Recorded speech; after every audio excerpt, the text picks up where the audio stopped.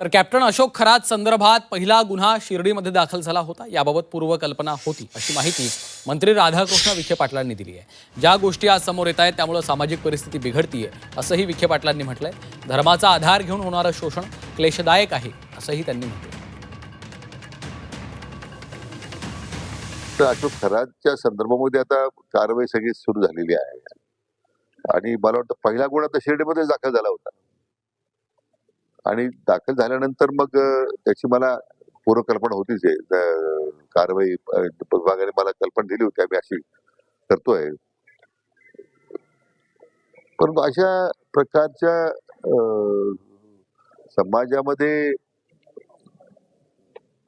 अज्ञानाचा गैरफायदा म्हणा किंवा या सगळ्या वस्तुस्थिती ज्या समोर येते ती क्लेशदायक आहे.